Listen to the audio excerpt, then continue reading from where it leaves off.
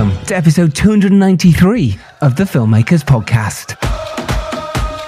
This is a podcast where we talk filmmaking, from indie film to studio films and everything in between. How to get them made, how to make them, and how to try not to F it up, in our very, very humble opinion.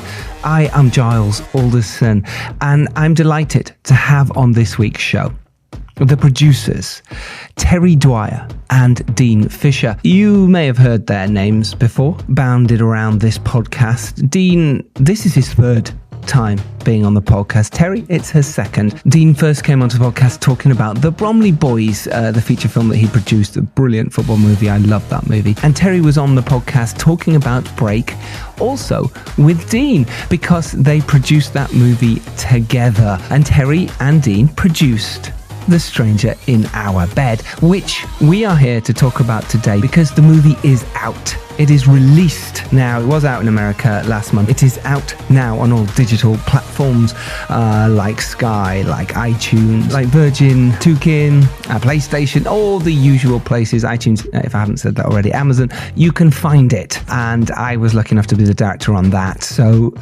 it is out. Please do support. You have heard me talk about it on the podcast if you're a regular listener. And I thought we'd do a special on it with myself and the two fabulous producers chatting about how we made it. Interestingly, the chat descended into wonderful talk about indie filmmaking, the state of the industry at the moment, and how you can help go out there and make your film. But we're calling it a Stranger in Our Bed special because the movie's out, so we're promoting it. So Dean and Terri have also produced another movie after The Stranger in Our Bed called Boland's Shoes, and that movie, directed by Ian Poulston Davies, stars Timothy Spall, Leanne Best, Matthew Horn, and Terri Dwyer, of course. She's fabulous. And some of Dean's other credits include 97 Minutes, Inside, Interview with a Hitman, One Crazy Thing, The Man Inside, and City Rats. But we had a brilliant natter about The Stranger in Our Bed. I imagine, because we talked for quite a while, that Toby, our wonderful, wonderful editor, has cut this down a little bit. So there should be stuff on our Patreon, some extra bonus bits and pieces. If you're not already part of our Patreon, then do join in, because there's so many bits and pieces that we do not put in the main podcast that go on there, and there's lots of tidbits and even more information about how you can go out there and make your film. If I seem a bit flustered at the moment, it's because I've been on set all day in rainy Wales and it is late, and I'm trying to record this in a hotel room as quietly as I can to not disturb everyone else, because I'm up at 5:45 for tomorrow's shenanigans. But it's all right. We've had a movie out today. That's just what happens. So, The Stranger in Our Bed. I'm proud of this movie. Some really cool people worked on it, and it's a really cool thriller.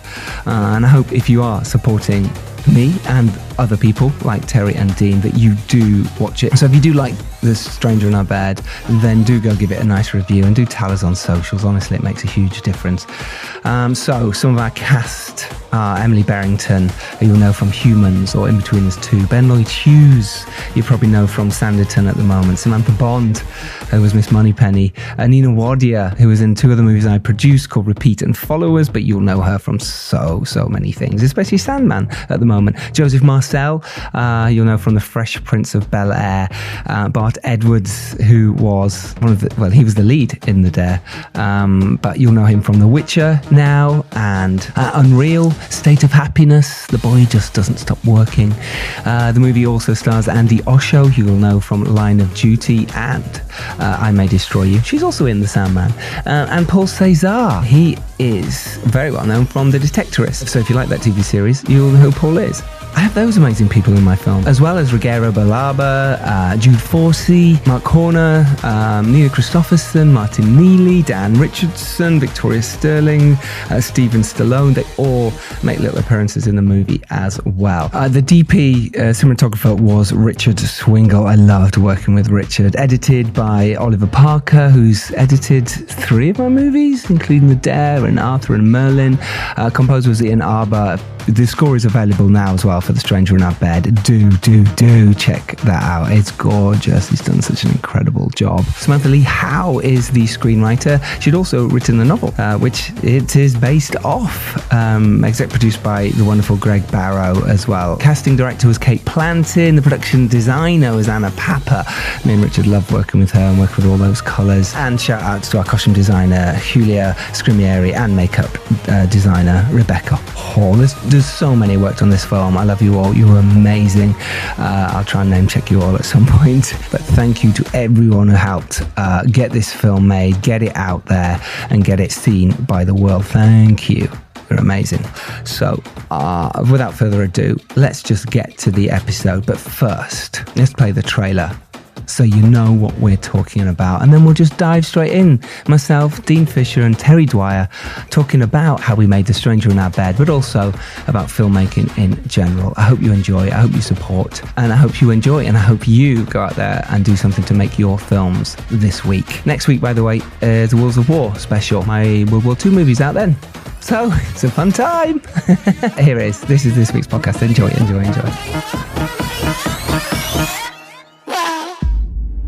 Being the wife of a CEO is a job. It can be lonely. And sometimes we have to make sacrifices. But it has its rewards. I know I keep asking, but please, let's run away together. Let's do it. I'm leaving you. Is this not enough for you? It's never been about the money. I wasn't there enough for you. I was always at work. That will change. We know he can be difficult, but Tom still loves you. I know that life would be a little tricky. Where have you been? What the fuck are you doing? They must have been inside the flat.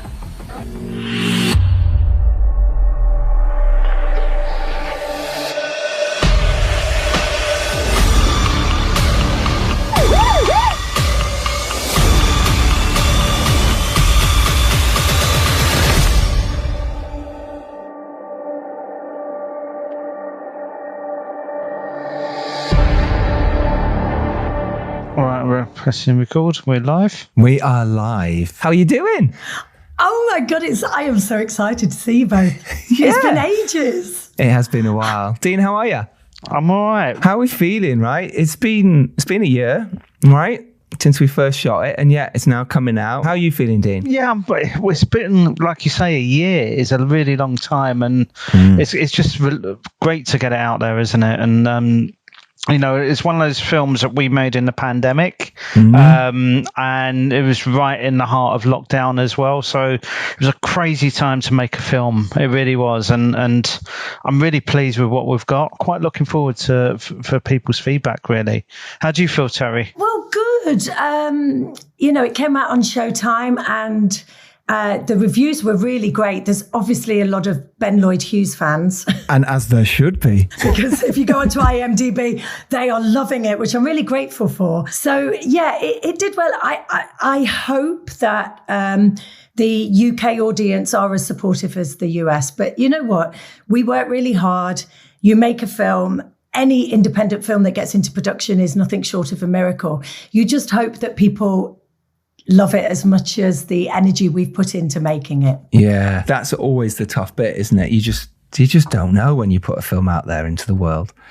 And it's frightening. I always find it frightening because, I don't know, as the director of it, it's kind of and as much as all our friends know this is your film and they will read the reviews or read it, my name does get put in there a lot.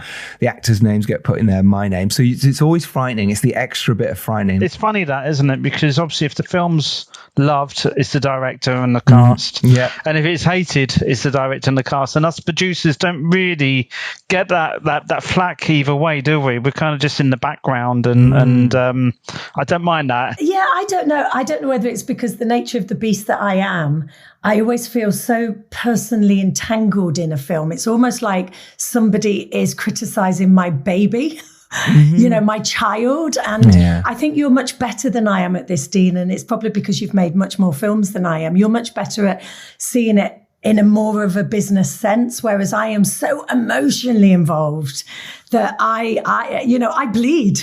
I bleed when people don't like it. Well, I think you can't please everyone. And that's the thing when you make a film. Whatever story you put out there, some people are going to love it, some people are going to hate it, and some people can go, yeah, it was all right. So I don't think you have that control. So it's no point taking it too personal because it's out of your control. Once it's always that analogy, a film is almost like a child. And once you put that child out into the world, it has to kind of make its own life. And so it's out of your control, really. I know, and I know that's the sensible option, but I still can't help. I don't really read too many of the reviews because it's subjective. But I still do get really emotionally involved, and I don't think I can be any other way. I'm the same as you. Well, let's talk how it came about, right? Because from my side, I got asked by you guys to pitch for the movie as a director for hire. So that's how I came involved with it for you guys. But how did you guys get involved with it? Well, I set up a production company at the height of the pandemic because that seemed like a sensible idea. September 2020, let's make films because the whole world is closed down. Genius. Yeah, so we optioned a USA Today bestselling book, The Stranger in Our Bed, and then the author of the book wrote the screenplay as well, which is actually quite unusual. But I'd already worked with Dean. I've known Dean 20 years, and Dean's been very generous in mentoring me in the producer world, and we'd worked on Break, where I completely felt like an imposter the whole time, and Dean was kind of holding me up, going, no, you're not an imposter, and this is how you do this, and this is how you do that. So I asked Dean to come on board and produce Stranger with us, but it was challenging. I think looking back, shooting a film in the kind of restrictions that really none of us understand or understood at that point, it not only added onto the budget, and in independent film, every pound really counts, and you don't really want to be spending it on COVID tests, which at that time, I don't know if you remember, Dean, we couldn't get the free test. We were having to get a nurse from Liverpool to drive down to where we were filming to test everybody, and she was able to do quite immediate tests. Yeah, I remember shitting myself on that, by the way, because I thought, if I've got COVID, right, and we're doing that, I was really nervous. I think I woke up at 4 a.m. going, oh my God, if I've got it, how are we going to shoot the movie? What am I going to do? Who's doing it? It's frightening. We were very, very lucky though, wasn't we? I mean, I know so many productions that have suffered through COVID, and having all those restrictions and all the problems and not knowing, how much it would affect our production, we got away with it really. Well, we did. We only got one person had COVID the whole time, right? I think that was one of our sparks, wasn't it? Yeah, but do you know what? In fairness, guys, yes, there was a lot of luck, but also we tried to plan very, with COVID in mind. We chose that place in Northampton. We decided to turn it into a studio. We COVID tested everybody before, I think it was 3 days before. Then everyone came to Northampton, and then we were in a bubble. We tested again. So we used that manor house as a studio really for 2 weeks. So by the time we left there, and none of us had left there during that 2 weeks. And, it was really tough because Matt, our script supervisor, had just had a baby, and we were working really long hours. I mean, God, I was on my hands and knees with gaffer tape, and Dean was doing all sorts because we had to keep a really, really small crew. So it just meant as producers, Dean and I were in every department. But what that meant is by the time we left Northampton, we had half the film in the bag. And then we went to London, and that was difficult, wasn't it, Dean? That was because I lived with Dean when we did the latter half of the film. So that was difficult. Yeah, always. Well, living with me was difficult. No. I've lived with him a few times. It's okay. His wife doesn't mind. Can I just tell you? Well, when you were staying in the, just before Dean, you answered that, when you were staying at the manor house, because there wasn't enough rooms for everyone, you two were in a caravan. We were in a Winnebago, yeah. Dean had the east wing, and I had the west wing. But yeah, I couldn't believe that. It was so cool. I feel that our crew and cast should be kept well. And as the producers, we're the ones that have to suffer the most. So it was cold in that caravan. It really was, but it was horrible. It was horrible, but we just did it because we felt that was the right thing to do. And by staying in that that house and keeping everyone together made a massive difference, really, because we treated that space as a studio, and it just worked really well for us. And I think actually we shot more than half the film by the time we left there, because a lot happened at the Manor House. Yeah, I tried to shoot as much. I remember we were going to do some stuff in Richmond, or supposed to be in Richmond. And I was like, well, actually, we could do it here. Can we cheat? Can we do this stuff here? And some stuff we couldn't in the end. But I know we tried to get as much at that Manor House shot as possible. Well, the hospital as well. You know, we didn't want to risk going to a hospital and you know, being in an environment near COVID. Mm-hmm. So we built a set in the barn at the house as well. So we utilised every space we could. Even that little outhouse, we made that into a restaurant, you know. So it's whatever we could do to make it work and utilise that space as much as possible. Yeah, which is really interesting for those who, when you've watched the film, and I expect you all to watch The Stranger in Our Bed, which is out now, on all good and evil places, to notice that the scenes like in the hospital and the scenes in the photography room, should we say, are the same place. And that's an amazing achievement by our art department to get that done in the short space of time. But I you know, from my side, I know how hard you two worked. I saw it. And I have to say, and I want to say thank you, because you were both unbelievably brilliant. You were both over so many jobs. I know, Dean, you were DITing. I know, Terri, like you said, you were doing accounting. You were doing, because like you said, COVID, you had to have less people. But also, I never saw you stop. And it's a real testament to what you've achieved on this, and which is why I think at the start I was talking about the director and the actors get the credit for this or the negative press, but that's why people don't know who producers are, or a lot of people in many industries don't know what producers do. But what they do is they sew everything together and they make sure fires get put out before they happen. And you two were incredible.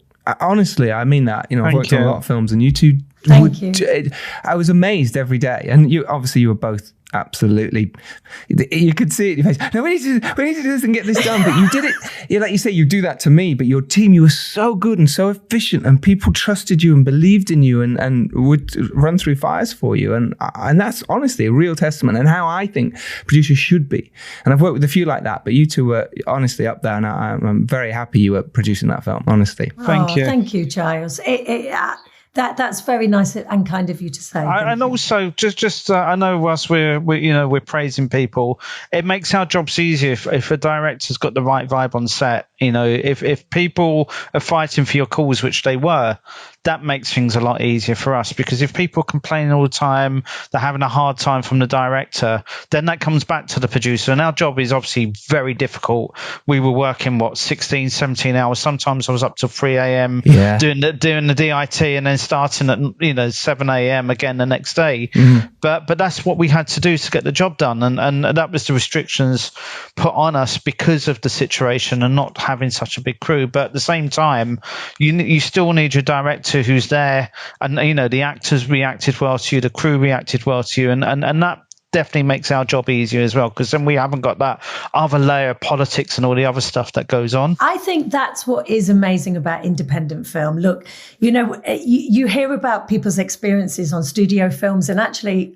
Dean and I worked on the next film with a gaffer that had been on big studio films. And I think indie film is a real family thing. Yes, we work really hard. Yes, we probably do hours that no other normal person can do. But there's a real sense of family and achieving. In fact, Ben Lloyd Hughes on our socials did this beautiful video, and he said, what I love about indie film is the effort that people are willing to go to tell this story and be part of that. And I think that's what's amazing. And it's a really difficult time in indie film at the moment. And I think it will be a shame if some of those big conglomerates or studios don't start supporting us, because they're going to miss, if they're not careful and they don't start looking after us, we are going to lose a really important part of the film industry. People being able to step up, which we always do, Dean. We step people up. Mm-hmm. And also for us being able to tell the type of stories that possibly studios wouldn't put money behind.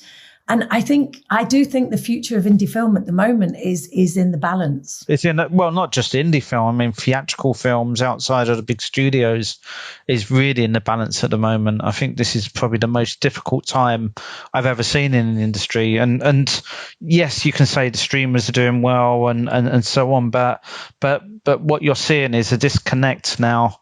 How many people will go and watch an independent film in the cinema? It's very few and far between. And now if Cineworld goes out of business, God knows, because that's taking Picture House and everything else with it. And I think we're really going to have a rethink of the strategy of how we go forward. So I know a lot of indie people have gone over to TV, and all these skills are being lost in independent film because people have to pay their bills. So they're having to take on jobs that they wouldn't necessarily do because they can't see a future for the independent film sector. There's got to be more that people can do. This is such an important part of our sector for all the reasons that we're discussing. And actually, we don't need that much of a leg up. We just need a bit of support. I saw some statistics on going back to what you were saying, Dean, pre-pandemic, the bigger cinemas, they'd leave a certain amount for studio films and a certain amount for indie. But because they're trying to claw back all this money now,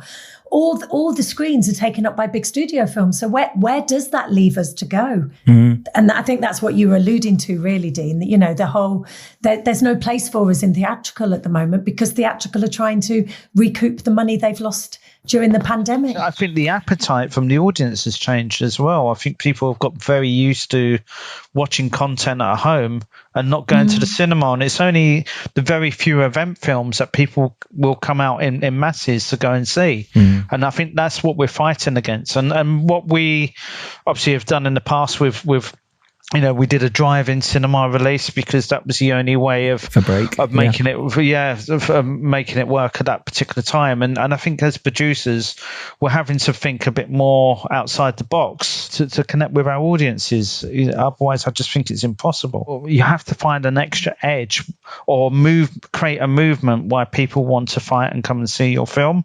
And that's the battles we've got now, because the actual space in the cinemas, like Terri was saying, is so limited. So you've really got to have a justified reason why you should go out in the cinemas. And then the fallback is say, well, I'll just put it on Netflix. But it's not that easy because they produce so much of their own content. So the window of getting your content on that platform is very difficult. And obviously there's loads of other platforms out there now. But the money has come down so much of what you get back. That's it. They're not paying as much. So therefore it's not worth, if your investors have put money in and you're going, and everyone wants it to go on Netflix, but we all know it goes on Netflix. It's free. If someone's got a Netflix subscription, it's now free. They're now not going to pay for it. Do you see what I mean? And that's the problem. But taking into consideration what everyone's just said, is cinema right for independent film? Because you lose so much on P&A. Is this really, I know we all love it to be on the cinema and we love the West End premiere, but I think we've also got to think quite businesslike and logical about the ROI for the investor. Always. Because maybe your ROI is much quicker if you don't go on the cinema. Because I heard some data from a box office guru when I was doing Market Trader. And they'd identified with one of Tim Spall's film, actually, who's in one of Dean and I's film.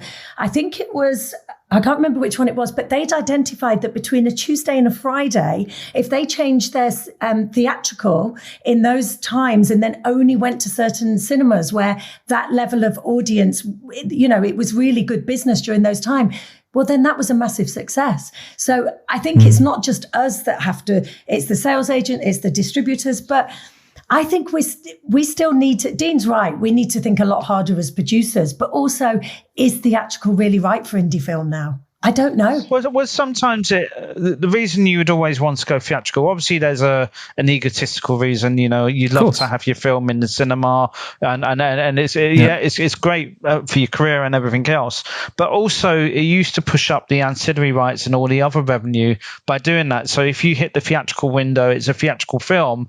It generally means you can get a better price internationally, and then elevates the film. And plus, you get more publicity than you would by just having a straight to home entertainment release. So is that the same though now post-pandemic? Is that business model still working post-pandemic? Now we know that we can recoup and be very successful because platforms now, it's not just Netflix, is it? I mean, if you look at some of the other lesser platforms pre-pandemic to the revenue that they're doing post-pandemic, it's huge. So I know what you're saying, Dean, because that's a business model that we have adhered to in the past. But is it still relevant now? I don't know. I don't know. It's changing so much, and I don't think anyone has the full answers of the right way to go.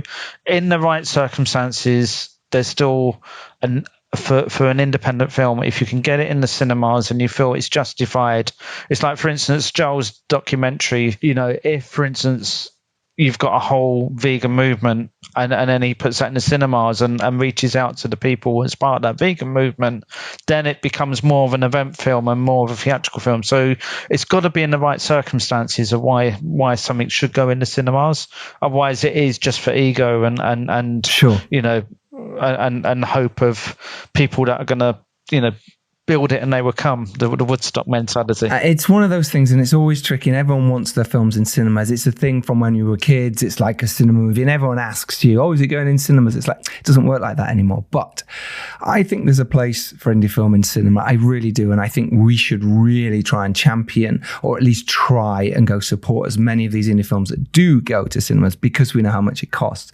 I also agree with Dean. I think it has to be event cinema now. If you've got an indie film, okay, well, your director, producer, one of your actors should be turning up and doing a Q&A. You make it an event cinema. Cinemas like that these days. It's an easier thing. You can four-wall it as well in cinemas these days to basically go in, speak to a cinema beforehand and go, hey, we're going to do an evening. Director's going to come in, producer's going to come in, one of the actors, we're going to do Q&A at the end. Can we do 50-50 split?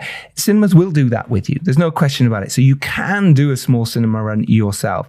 But cinemas are open to indie films. I know we're talking about one of our latest films about cinema release, and they're open to it. There's no question about it. This is okay, we can do this.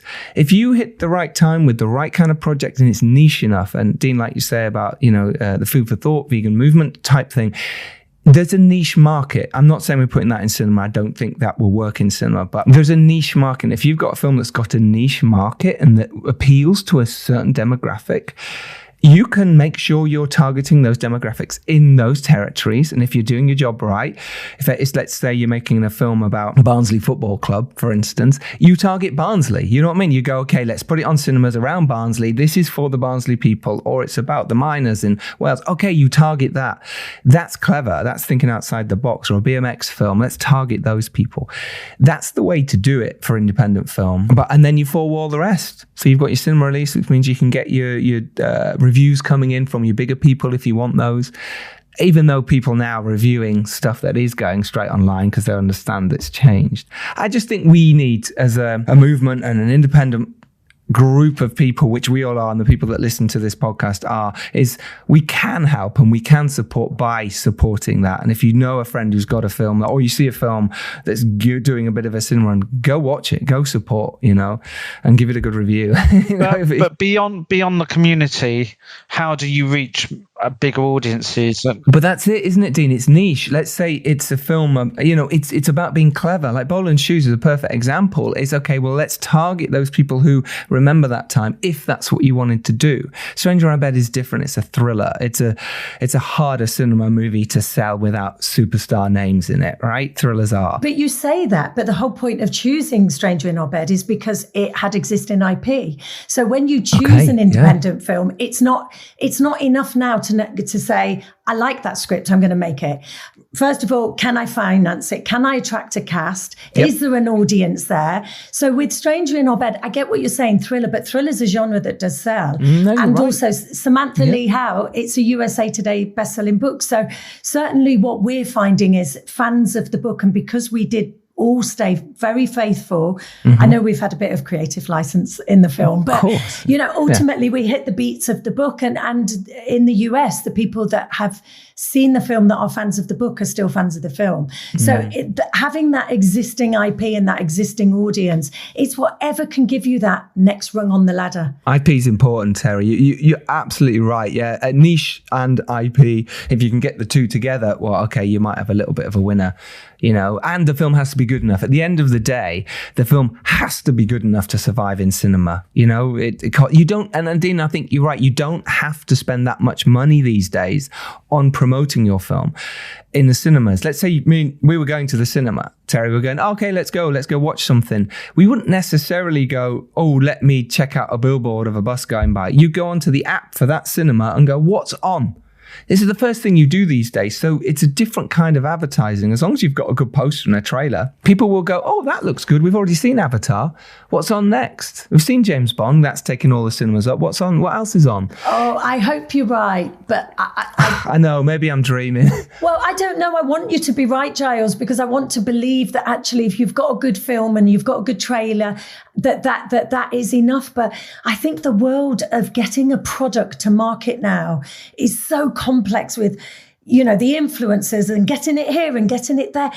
Like Dean said, the landscape for sales and distribution now is so changing, pre-pandemic, that I think it's really hard to keep up and also know what works.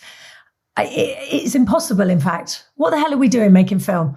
Because we love what are we doing? I think you're either crazy or you have to have an element of madness, which is why you want to make a film. Because if you break down what you have to do on a daily basis, it's insane. It really is insane. But we enjoy it, and I think any film you make is a major sense of achievement to get through to the end and to get that out into a marketplace and to share it with an audience is an amazing achievement. And do you know what, Dean? That sentiment is probably one of the most important things that people, layman who doesn't understand our industry, has to know, because any independent film, it doesn't matter how good or rubbish it is, to get into the marketplace is nothing short of a miracle. So when those keyboard warriors are having a really boring day, please just be mindful that people have slogged and given, almost a kidney to get this film into production. I really wish I could invite those to set and just say, please come and understand what we do to try and bring this film to you, because then you might think twice about just being a bit fed up that day and not liking what I've said on telly, or the fact that I'm doing this or so-and-so's doing that, and just be a little bit more forgiving about not supporting the film. Yes, I love that. Can I say a kidney or a garden wall? Yes, so Dean, so let's talk about the Stranger in Bed, right? Because Dean, we filmed at Dean's house, right? Obviously Terry stayed there, but we also filmed at Dean's house. We had a day there. Do you know what he's referring to? Yes, I do. Someone backed into the wall at Dean's house and broke the wall. Hang on, can I just defend myself? Please do, live. Let me just defend myself. So somebody had already backed into the wall and just someone had done it before. I see. Yes. It's one of those. Mum, it wasn't me. No, but I was driving these big blinking Lutons with all the equipment in. But the worst thing about it is I didn't even know I'd done it. I had to show her the ring footage of my driveway. I went, look at the bricks all over the wall, all over the floor. You didn't know you'd done it? That's how tired you were. This was pretty much near the end of the shoot now. We had so much to cram in. You literally crushed his wall. But because you know that little flap that's on the back of the Luton? Yeah, well, obviously, as I'd pulled out, tail it lift. caught the... Yeah. Oh, no, that was another one. Sorry, that was coming out of the house. Wait, that's another one. Did I do it twice? Yeah, the RV we had. I am so sorry, Dean. No, you didn't. No, my house only suffered once. The back of the RV suffered as well. Yes. Oh my god! And that was my friend's RV. Oh, did you give it back and not say anything? You couldn't. The back of it was hanging off. So, thank God the gaffer and his lighting guys were there. So do you know what? It's funny how you forget these things, and this is, and I don't mean that in a. It's so much going on a film set. There's so much to do. If you don't write down the things that happen, you forget all the minutiae details. Or just have two annoying boys like you that remind you and go, hang on, Terry, no, let's pull you up. No, you weren't good because you backed into my wall and you were in the RV. So you're not as good as you thought you were. The first day as I went to pull off my driveway, the manhole collapsed and the wheel got stuck. Oh, yes. Down a manhole. So that was the way it started. So let's talk about the grave, right? So Dean, do we have to? Yes, we had to dig a grave, right? When you see the film, you'll see this grave. I remember it. I think it was the only night it was raining anyway. It was like that. And it was the only night we could film outside and get this done because of timing of everyone and, all that kind of stuff.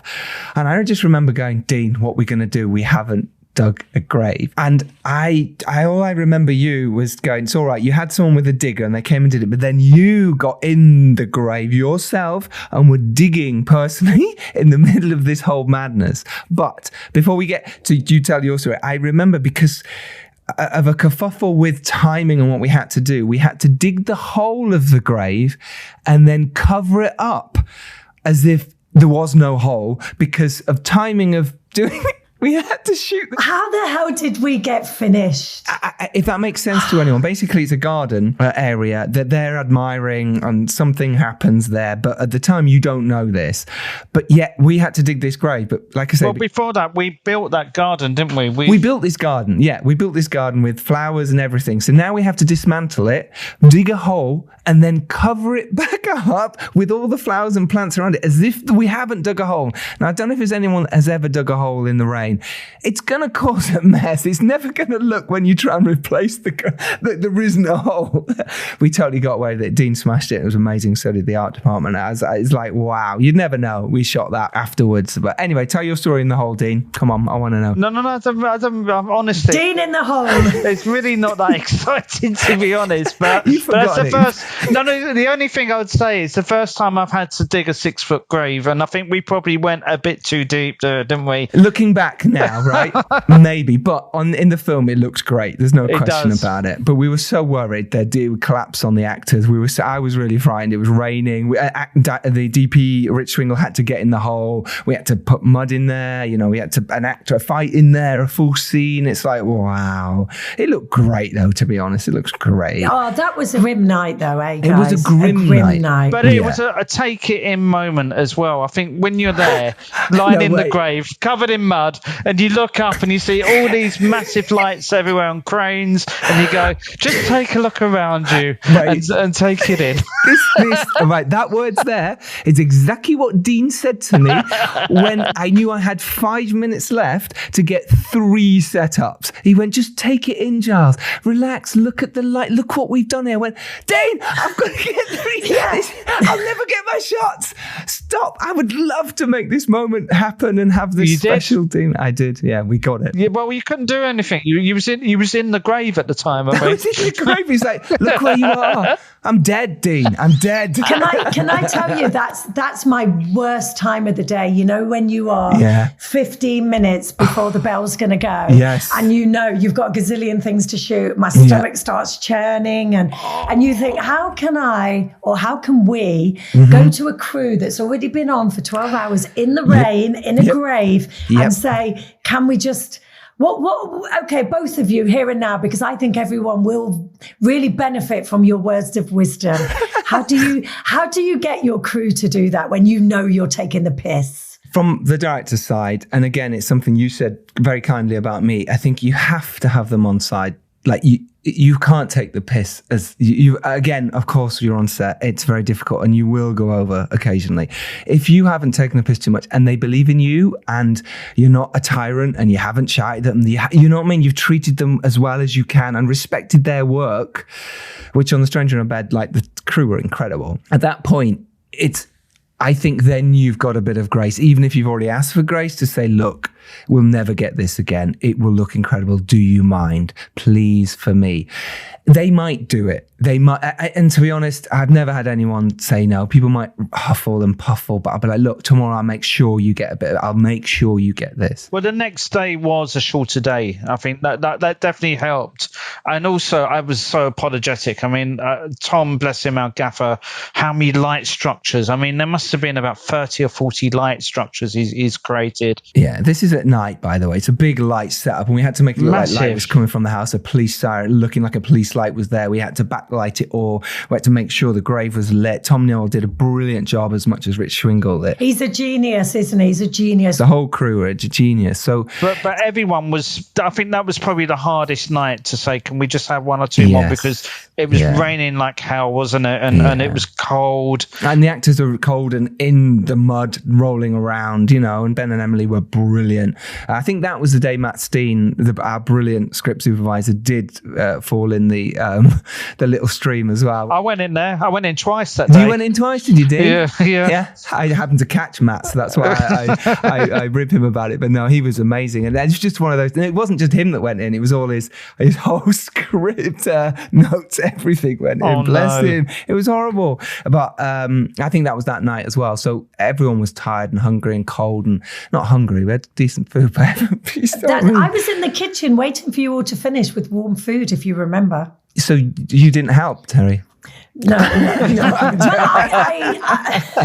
helped in a different kind of way. You did. But when we got to London, I mean, that obviously threw up different challenges, because then you're now in the middle of a pandemic, and it was great driving around in London, because it takes ages to navigate your way around. And I didn't crash into anything, Dean. No, you didn't. Not when we got to not in London.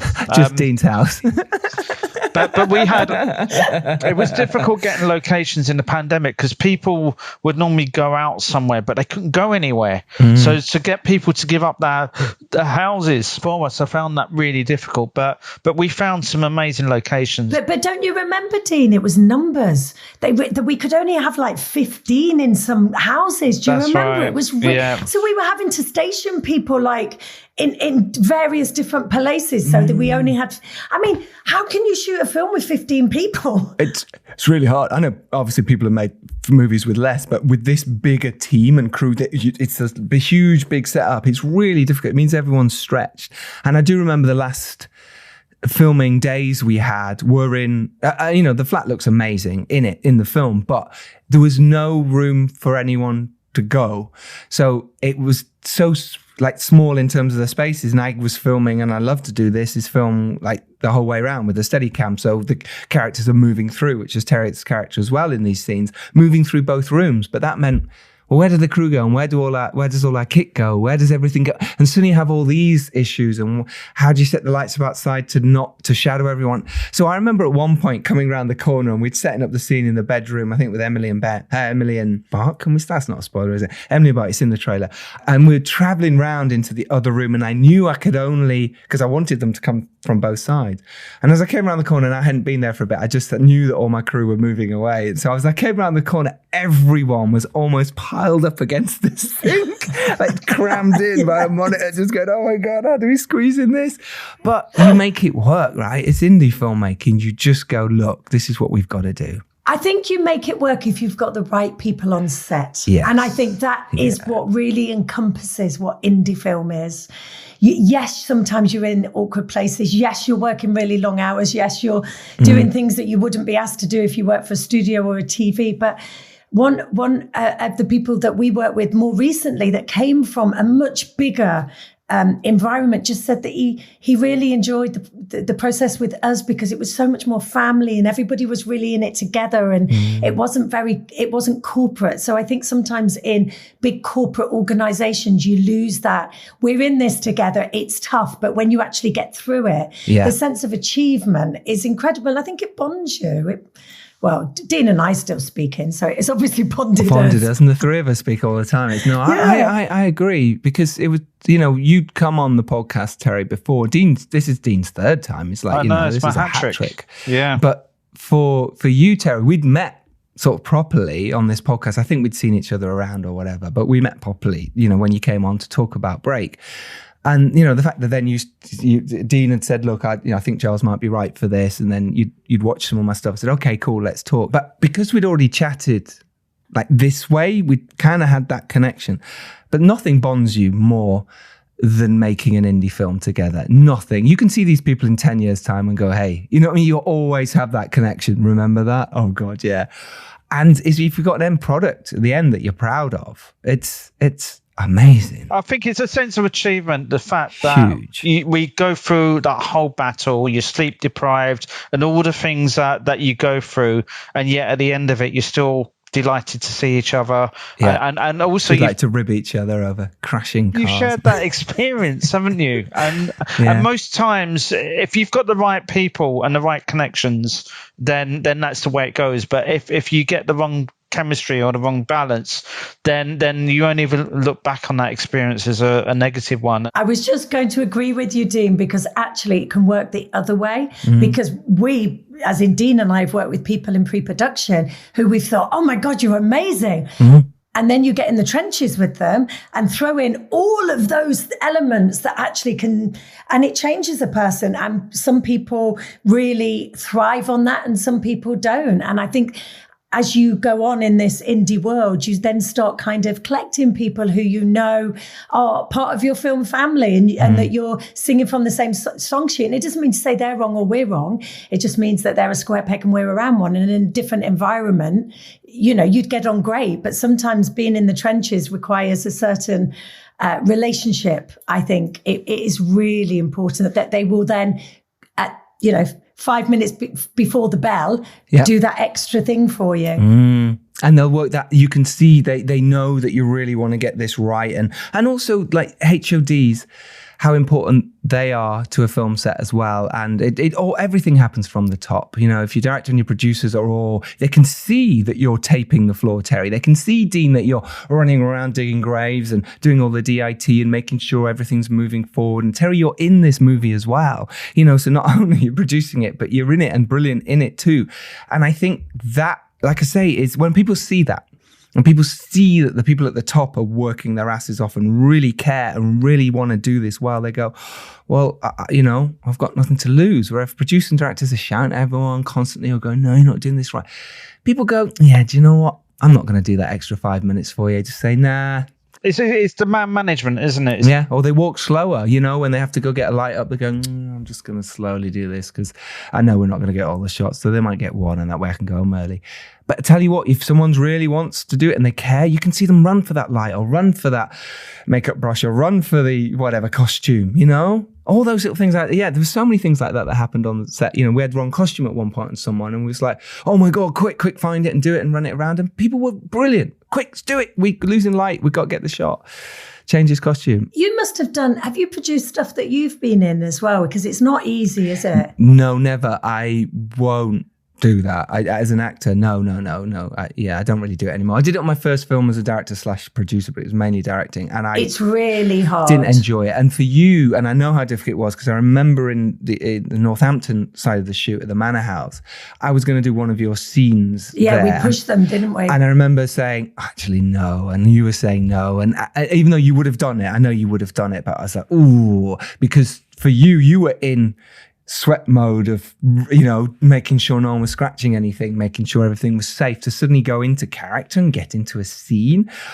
Yeah, and I could see that. And so we did move it, and I'm glad we did. Yeah, no, I don't envy anyone who's trying to act and produce. I learned a lot about that process, actually, because people just think it's really easy to stand in front of a camera. But I think if you're the type of producers that I know we all are, and I know, Giles, you produce well, which you produce as well. We're very hands-on producers. I think it's okay if you're somebody that sits in the back office and then you come in and you act. But because we're very hands-on, it really depends on how things go on the day as to whether you can then put your acting hat on. It's really, really hard.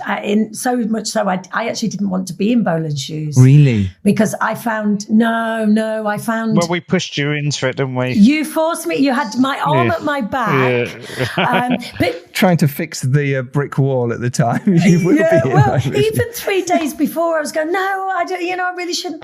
But I've got to be honest, I've only got a tiny part in Bolan's shoes, but my scene is with Timothy Spall. Oh, perfect. And the moment that I was, because I had a whole day with him and just watching his process and how he works. And that moment, I think I'll carry with me forever. And it's just one of those moments that you think, wow. And although I really didn't want to do it, retrospectively now, I feel really quite honored that I had that opportunity to watch how somebody like him works. It's another level. And there was Matt Horn, who was amazing as well. I mean, it was a bonkers day, but you see in Bolan, for some reason, at that point, the shoot was a lot calmer than Stranger ever was. And so I was able to not be a producer and just be an actress that day. And Dean I think it wasn't quite as crazy. Oh no, it was crazy for you. Yeah, that was in COVID too. It was just not crazy for me on that day. That day. Okay, on that then, Terri, what did you learn from doing Stranger? Because you were, like I say, brilliant, but you were also, you had so much in your head and you were like, I've got to do that, got to do that, got to do that. What did you learn from that, moving on to Bolan and moving on to your next film, that you've gone, okay, if I could look back and look at myself, I might have done that differently? Is there anything? Yeah, I think every film that you produce, you always prep it to within an inch of your life and feel like that you have ironed out the creases that you had in the last film. But it's like a child. You can never predict the problems that it's going to have, and they're always so different from the last one. I think with Stranger, I had a bit more of a significant role in Stranger in Our Bed. And I think because the crew was so small and Dean and I were jumping into every department, it was just a lot to try and fill the gaps and then be creative in my acting role. And I probably did it because Dean, held the fort so wonderfully when I was in acting mode. And you were very generous in moving it when you knew that I just couldn't step in front of the camera. But it's interesting because with Break, which is the first film I produced, I just felt like an imposter the whole time. But I think when you've gone through these really difficult times and weathered so many storms and put out so many fires, each film you feel, Dean probably doesn't now because he's much further down the line than I am, but you feel like you're earning your place to be where you are. So with Bolan, we were really well prepped, but we were subjected to the pandemic. Now, who could have foreseen that? So we were losing whole departments. It was just really difficult. There was no crew available because we're in a period where, the streamers are shooting seasons back to back and there's just no crew available. So we were really scrambling. But Richard Swindle absolutely saved that day. And every film that we work with him on, he's just better and better. Stranger's beautiful. Bolan's even more beautiful, if that was at all possible.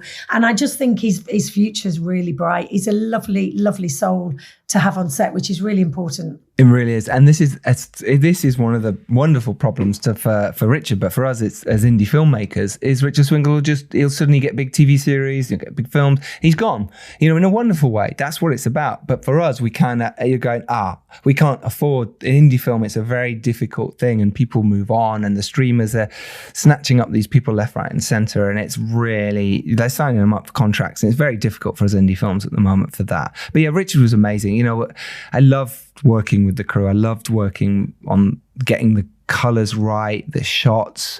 And Richard also operated the Steadicam as well, which meant that he had to put that on. But it was brilliant because it meant I had that whenever I, pretty much wanted it. And it looks beautiful in the film. And I love that collaboration. And it's so important for directors out there to make sure that collaboration is perfect or as best as it can be with your DP. You're on the same page. So you're not on set going, why have you put that lens on? Or why are you shooting it that wide? You've already had those conversations. You already know the look of the film.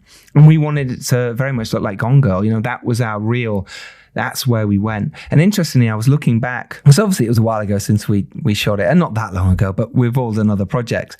And I look back at my mood boards for the movie that I pitched to you guys and said, look, here's, I'd love to direct this film. Here's what I'm looking at. And then I adapted them when I started to work with Rich. And I look back at them and I went, oh my God, it really looks like the movie. We've really gone to make it look very similar to how we wanted it to look. And that is all about preparation and saying what we want. So you don't have those awkward conversations on set. But I think you should talk about what you did, because I thought that was quite unique, how you used colour with certain characters, and you kept that throughout the film. I think you should talk about that, because I think your listeners would find that really interesting, how you approached. Yeah, I had a vision for a colour for every character, so that therefore if the camera was on them, it was a certain shade. So if Emily's had a certain look, but her look changed throughout the whole movie. I also wanted shades of red in almost in every frame. There's a little bit of red, so I worked well with the production designer Anna Papa to make sure there was a little bit of that. But me and Rich really worked hard on making sure each character had their own feel and vibe, and that to me, it just felt very natural to do that, especially with the book and the way it's described in Samantha's book. It was easy to sort of go, okay, here's the colours I want them to have, and the way their costumes were, and with Julia's brilliant costume design, and working together as a team to try and create that and to make sure everyone had their own vibe. So no one was clashing, no one felt out of place either. It had to be that uniform look, so the film has its own look, but at the same time everyone had their own colour. Do you approach every film the same in the process that you go through, i.e. the lookbook, the colours, the same as in, I have a process of how I like to approach a film, but in terms of, no, everything's different. I approach everything like, okay, let's just see, okay, with Wolves of War, it's this vibe. I want everything to have this green tinge, and each character he'll have a bit of blue. But it was much more subtle. Everything was around that. But yeah, and I was Stranger. I definitely went much bolder. I went very bold with the vibe of it. No, I suppose I do, maybe. I don't know. I've never thought of it like that. But I definitely have. I come at them all as fresh. Okay, this is this film now. It's fresh. How do what does it feel to me? I maybe give it a name, a vibe, an ambience. This feels tight or awkward, or this one feels loose and dangerous.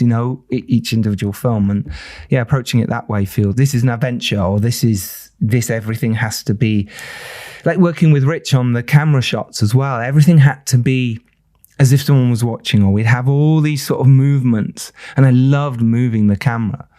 Like the scenes in Tom and Charlotte's house, which is Ben Lord Hughes and Emily Barrington's house, I really wanted to keep that camera moving constantly, as if it was just someone else in the room. And because we designed these moving masters, it was then easy to just pick up the close-ups. But pretty much we stayed on the moving masters in the edit because they were so nice. So what Spielberg does, moving master, and someone comes into a close-up, or it turns into a 2, or it becomes your wide. Whatever it is, you use it because it's beautiful, and the audience drift into the scene rather than here's a wide, here's a close-up.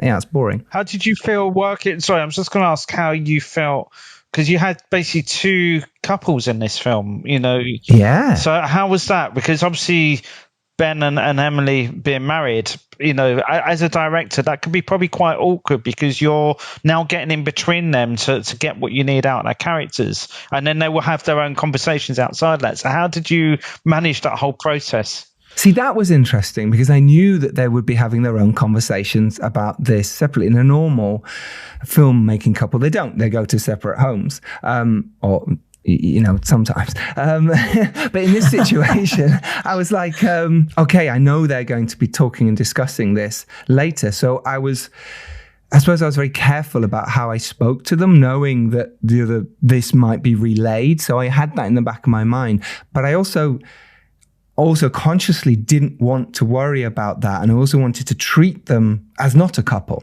I wanted to treat them, hence why we had a intimacy coordinator. Obviously, they've been intimate together, but I was like, I don't care, I want intimacy coordinator, because they're on set touching each other or kissing. So I want to make sure that's safe for them, knowing there's other people around. Of course, they touch each other, but here, this is different. So I treated them like the characters. I treated them what I wanted them to behave and what I wanted them to get out of the scenes. But I was aware that this is also going to relay, and this is then, but great, because then they'll talk about that and that manipulate. I was slightly worried that it would become, because they're talking that closely, that it become, which can happen in a theatre piece when everyone gets in the same rhythm. And I didn't want that to happen. I want their rhythms to be different. So in rehearsals or stuff, I'd keep them separate as much as possible before they went on set. I would, even though they're in rooms together sometimes, I'd be like, no, think about your scenes and characters now before we go on set, please, rather than talking about what's going on, as if you were getting in character now. So there's bits and pieces like that. And because they're playing characters that are very different from themselves, I'd say, and certainly different from their relationship, I think they liked that time, the quiet time, to sit into their characters and find it. And it was beautiful to watch. It's beautiful. Their relationships, and it's so deeper than, it's not surface level, that relationship. It goes back, and because they know each other and because they're in as a couple, is this close to home? How real is this? And we'll never know, but it's that fascination with them talking to each other like that, or arguing like that, or how dare you do this? How much of that came from gut of real years of being together, or how much came from I'm playing character? But it worked. Whatever happens, it worked. And they were really lovely to work with. I think that's the other thing as well, which, sometimes I've seen situations where it's been very difficult for a director, but I think they both, worked really well together and made it probably a bit easier for you. They really did. Honestly, it was a joy. It was a real joy to direct them, and I say that in the loosest terms, to play. They were there with the characters, like, okay, what can we pull out here? Actually, let's try this one where don't give away the secret. Don't say anything. Don't look at him or her. Let's try that. And I surprised Emily at one point. It's in a teaser clip, I think, that's just gone out, whereas Ben hits the table. And I just said, don't, I'm going to whisper. I whispered to Ben, don't let Emily know you're doing this. Do you know what I mean? Keep this between us in the scene. I want you to do this. Because then you get a real, and I made sure the camera was on Emily at this point. Then I get the real reaction from her going, oh my God, because it's a jump. So little things like that you can do to, and I'll always say to my actors, I'll always keep filming, keep in the moment, because there might be a moment where I'll just, especially before I'm saying action, stay in character, because they're the bits you use in the edit most of the time anyway. How much of that is informed from your experience as an actor, or how much of this is what you've learned as a director to get the best out of your actors? Both. Obviously, it was instinct when I first started directing of what I learned as an actor and what I liked and wanted directors to do for me. Over time, it's much more, okay, how can I make the scene work to what I would like?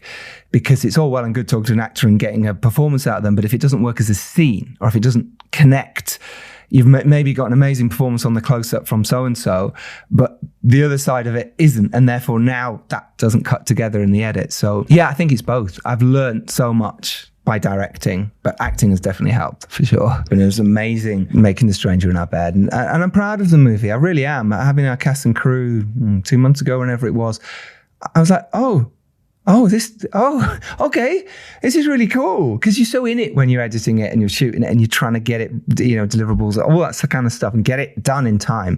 To actually watch it and just go, oh, okay, fuck, we did really well, and whatever we feel forever, you want to be proud of that. You want to, something you've done, you can tell your grandkids about. What's your favourite moments? And also, what is your worst moment? What did easier. Well, go on then, let's start with the worst moment then. No, there was no, I don't think it was a favourite moment or worst. I probably can find a couple of favourite moments, but there was no worst moment. There wasn't a moment when I went, oh God.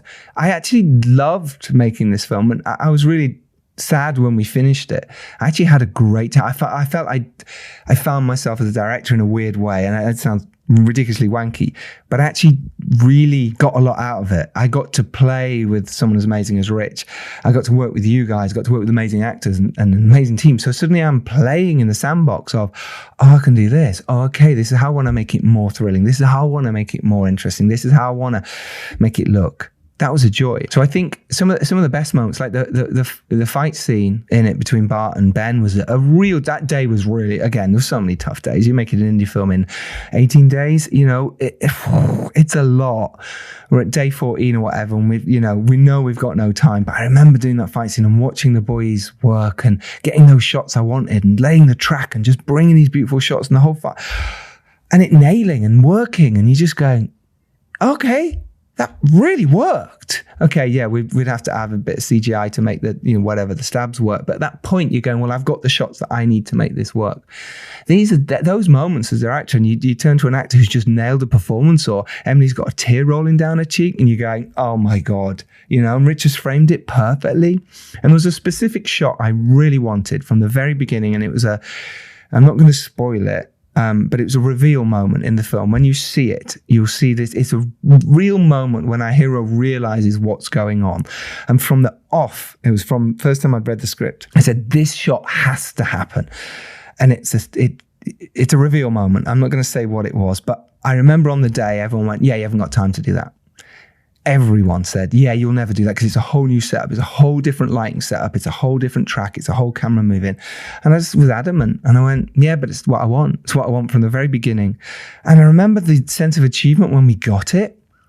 And it's a brilliant moment in the movie. And all these things like that at the time are so important. Like, oh my God, we'll never get this shot. And oh my God, when you watch the movie, everyone's forgotten about all those dramas. Everyone's forgotten about what happened on set. I can hardly remember other stuff, do you know what I mean, even now. But just remembering the sense of achievement, going, yeah, it was worth that effort.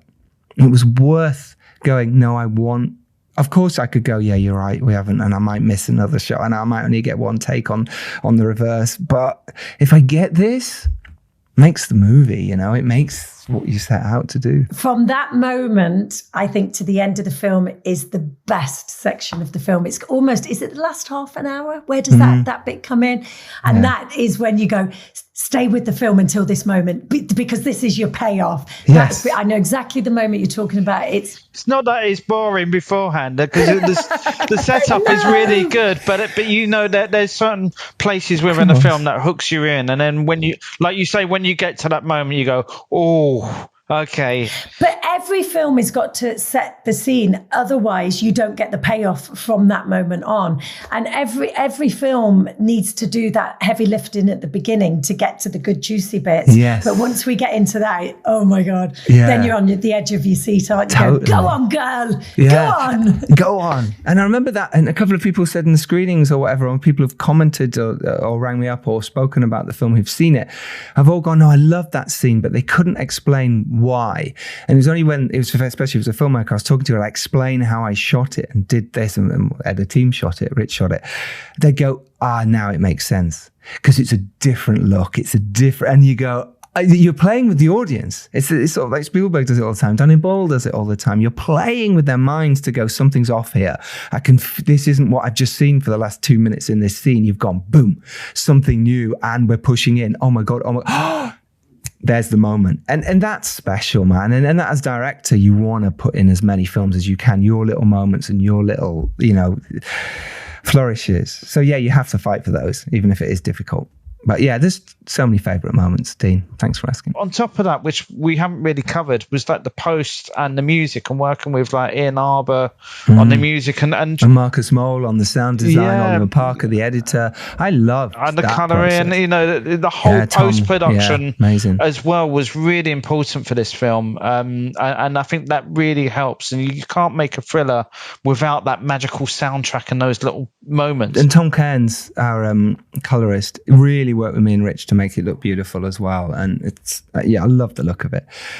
The post side is always interesting for a director, because it's the first time your movie that's in your head comes to light, and all those compromises you had to make, the thing you wanted to make, the shots you wanted to do, and you have to compromise on set because you haven't got time, you can't get around this, you then see it in all its worst glory at first. That assembly edit is the worst thing. I didn't show it to you for a while because you're just going, yeah, I know, it's terrible.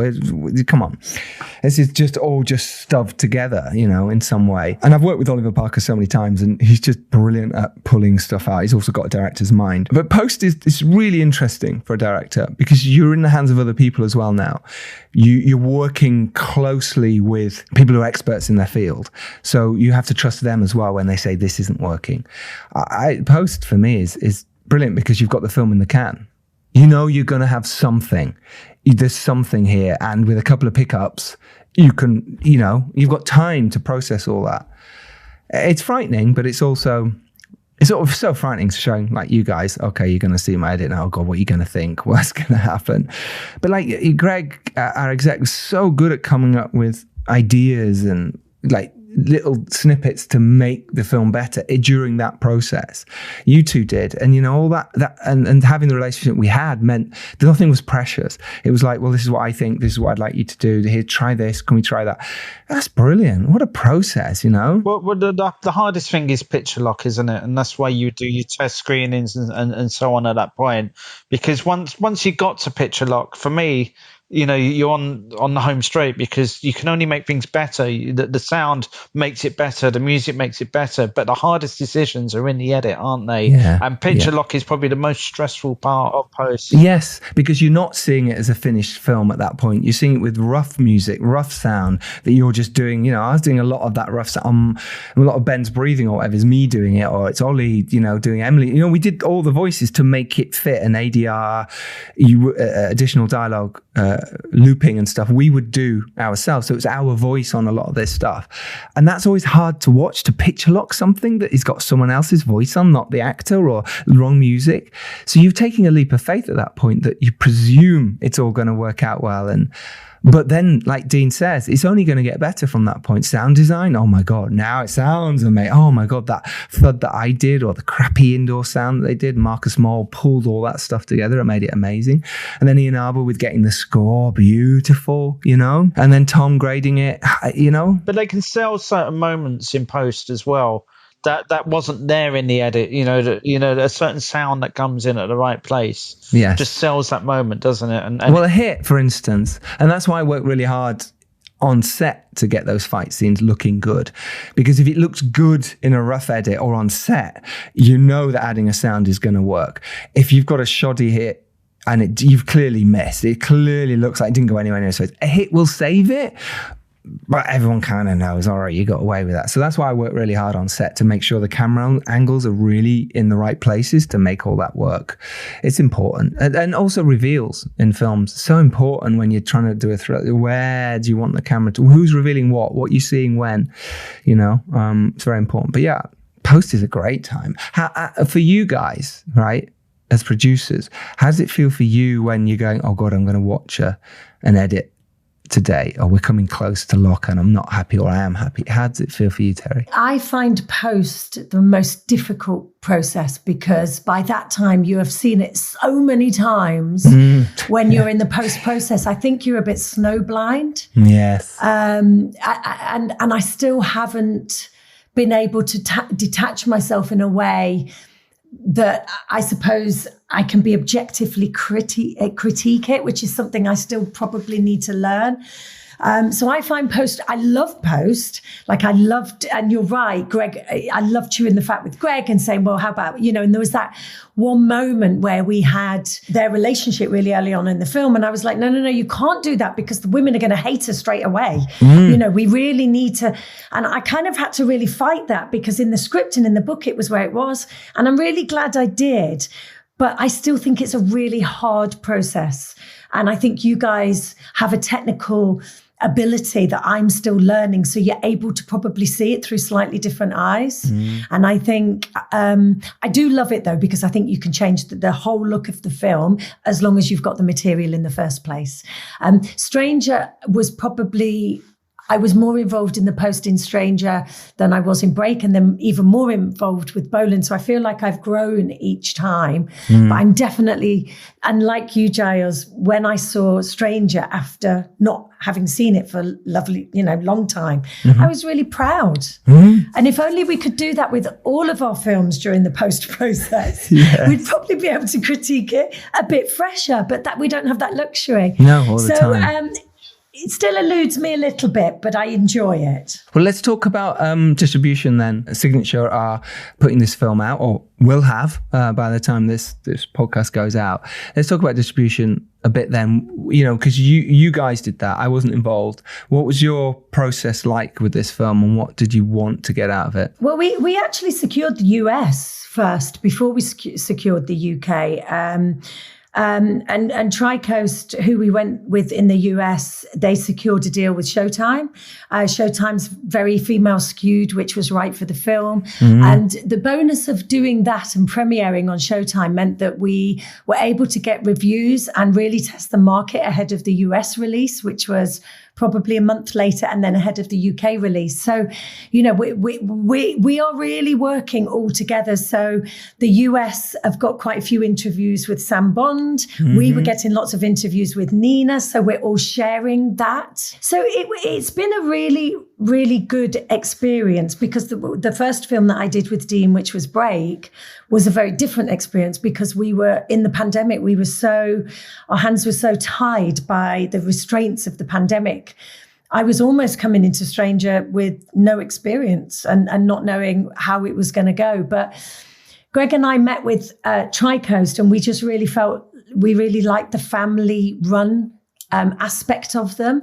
And they've been great. They've been really good. They've been really transparent in the territories that we've sold and really informative. And Signature have been incredible. It's the first time I've worked with Signature. I know, Giles, you've worked with them before, and Dean, I'm not sure if you have, but Signature have been really impressive with the way that they have dealt with the press and the social media. And I feel like with both parts, we're working as a team, which I think is quite important in this business. And particularly for me as a producer, Dean's taken things to market a lot more than I have. So, again, imposter syndrome, because I actually genuinely don't know, but they've been really generous in, keeping us very informed. So it's really going well. I know this podcast will go out once we've released, but we're filming it before we release. So, it is quite nerve-wracking, but I guess, and I don't know if, Dean may have some thoughts on this.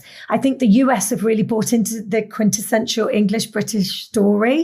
I don't know whether my anxiety a little bit is whether the UK will be a little bit harder hitting, because they're used to quintessential British stories. Sure. I guess we'll find out on Monday, Giles. Guess we will. Well, we were number 3 on Hulu, right? That's a huge achievement. Wait, can I just say, number 3 behind Spider-Man, and all the other 3 were studio films. We were number 3 on Hulu, trending. Like, wow. That's ridiculously huge. There's no question about that. But then if you look at the audience in America, it goes back to that same thing. What your target audience, there's exactly. Women will watch daytime films, and this kind of fits into that. I know it's a thriller and it's a bit dark in places and so on. Of course, it's me making it. But it hits an audience. It's that afternoon film, isn't it? It falls into that slot where they're looking to watch something. And the Hallmark Channel and all these channels in America are basically tapped into that market, and it's huge. And that's why I knew we would do well in America. UK is a different beast. And it'd be interesting to see how it does. And Signature are really good at finding their audience. Yeah, they are. But it's a different audience, isn't it? For me, it's a different vibe, and I can see why we have done so well in America. So we'll see. Do you know the DVD market in Middle America is still huge? So to your listeners that don't know, DVD's obsolete almost, but in Middle America, it's huge. The figures, I know they're estimates, but the DVD figures are actually really quite exciting. Yeah. Well, there is still a DVD market in America, where here it's gone. It's gone. It's just about there. It's hanging on, but it's supermarket stuff these days. Well, we'll find out. And if you are kind enough to watch the film, please reach out and let us know what you think. But more than that, how difficult it is to get indie films out there into the world. Do let your friends know. Do pass this on. Do shout this out on socials and just say, "Hey, watch this cool film," or "Watch this film if you didn't like it," whatever. Just say, "Look, this is out now." We really appreciate your support. And if you are kind enough, go on to IMDb, go on to iTunes and Rotten Tomatoes and give it a nice review. It honestly makes a huge difference. You wouldn't know. There's so many trolls out there just being arseholes just for the sake of it. We've just got to rise up above it. And if you can support and go give us a lovely review and a 5 stars, do it, or 4, whatever, 3, whatever, we'll take it. Just don't be horrible. But not a 10 out of 10. Yeah. Not a 10 out of 10 because they think it's fake. Yeah, exactly. And if you don't like it, maybe not be view us, maybe? I don't know. That's it. If you don't like it, shut up. You don't need to go onto Twitter and at us all and go, your film was shit. We don't, fuck off. Don't care. Your face is shit. Listen, stop it. You know what I mean? It's hard enough as it is. We don't care. Why do people do that? Oh, I just watched Ryan Reynolds' film. It was shit. Tagging him in it. What the fuck? What's wrong with you? Idiots. Anyway, so don't do that. Be nice. Support indie films. You're listening to this. You clearly care about indie film. You clearly care about filmmaking. Support all the people who come on this podcast. And if you can support The Stranger on Bed, do.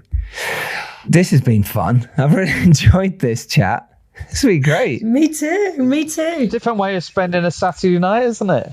Yeah, it really is. Well, I have to say, I was quite giddy when I came onto it, having been at a barbecue all afternoon. But there you go. It's so amazing to see you both. I've really missed you. And just chatting like this makes me realise how much I miss you. So thank you for getting us on together, Giles. Pleasure. My absolute pleasure. Listen, enjoy whatever you're doing. Go out there, make your films and make it happen. And if you're lucky enough to rise up and do well, it is your duty to send the elevator back down.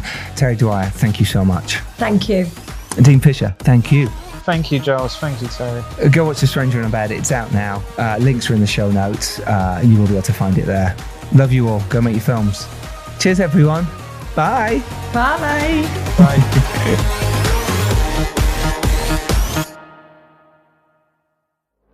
Thank you for tuning in to the Filmmakers Podcast today. If you'd like to support our ongoing efforts to bring the filmmaking world to life, have a look at our Patreon page.